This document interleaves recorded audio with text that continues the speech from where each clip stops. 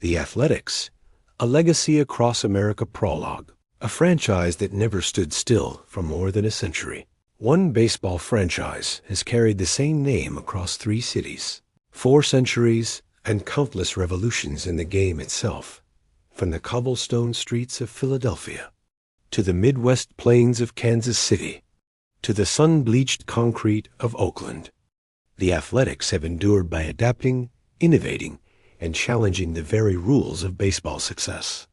This is the story of the Athletics, baseball's great nomads and its most persistent survivors. Era 1. The birth of a powerhouse. The Philadelphia Athletics, 1901 to 1914. The American League was young when the Philadelphia Athletics were born in 1901. Led by the iron-willed Connie Mack, owner, manager, tactician, and patriarch, the A's quickly became baseball's first modern dynasty. Mack believed in discipline, intelligence, and teamwork over brute force. His early teams featured legends like Eddie Plank, Chief Bender, and Nap Lajoie, stars who helped legitimize the fledgling American League. Between 1910 and 1914, the Athletics reached 4 World Series and won 3 championships. They played smart baseball, controlled the fundamentals, and crushed opponents with precision rather than chaos. But success came at a cost, and the collapse was swift. Era 2. Collapse and survival. The long fall, 1915 to 1946. After the 1914 season, Mack dismantled his own dynasty, selling off stars amid financial pressures and internal conflicts. The result was catastrophic. From 1915 through the 1930s, the Athletics endured some of the worst seasons in baseball history. They finished last repeatedly, struggled to draw fans, and watched the rival Phillies slowly eclipse them in relevance. Even during brief revivals, including a second mini-dynasty in the late 1920s and early 1930s, the team could not sustain success. The Great Depression strained finances further, and Connie Mack's once revolutionary approach became outdated. By the end of World War II, the Athletics were a fading relic in their original city, alive in name, but running out of time. Era 3. A new start. The Kansas City Athletics, 1955 to 1967. In 1955, the Athletics left Philadelphia and moved west to Kansas City, the franchise's first relocation. The Kansas City Athletics struggled both on and off the field. Ownership issues, frequent roster changes, and a reputation as a feeder team for the New York Yankees undermined credibility. Trust eroded. After just 13 seasons, the Athletics packed up once again, this time heading to the West Coast. Era 4.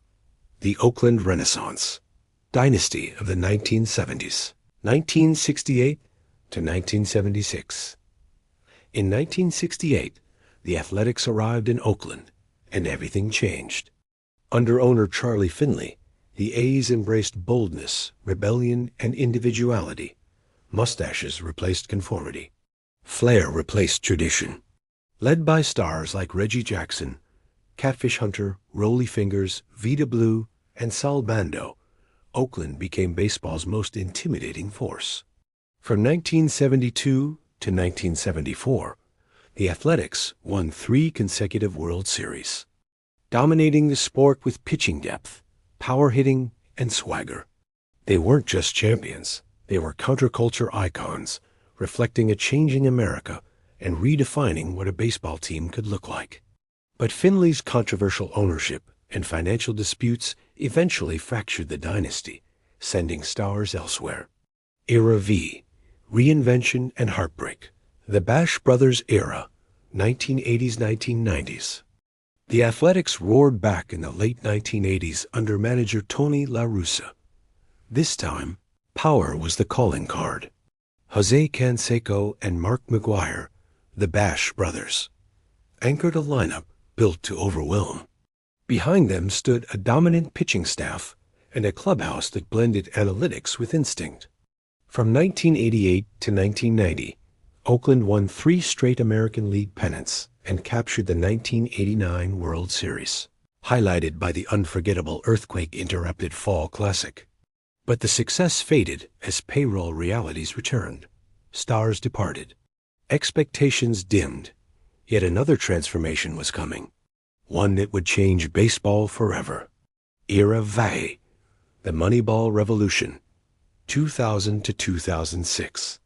With limited resources and a shrinking payroll, General Manager Billy Beane took a radical approach.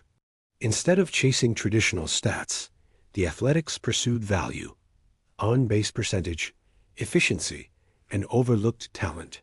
The results shocked the sport. Oakland won consistently despite financial constraints, including a record-tying 20-game winning streak in 2002. Players like Scott Hatterberg, Miguel Tejada, Barry Zito, Mark Mulder, and Tim Hudson became symbols of innovation over convention.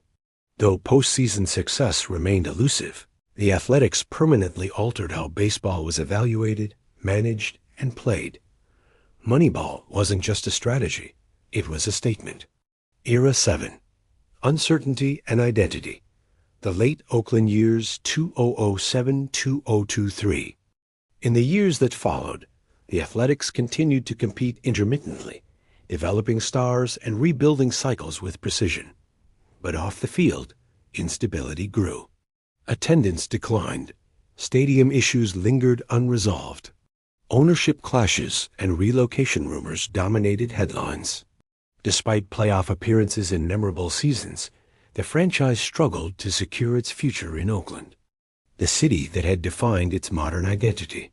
Eventually, the Athletics faced another crossroads, one echoing their long history of movement. Epilogue. The meaning of the name. Few teams in professional sports have traveled as far or changed as often as the Athletics. Yet through every city and every era, one thing remained constant: adaptation. From Connie Mack's discipline to Oakland's defiance to Moneyball's math, the Athletics have always challenged baseball's assumptions. They are not defined by a single place, but by a philosophy that intelligence, courage, and innovation can overcome almost anything. The name remains. The story continues.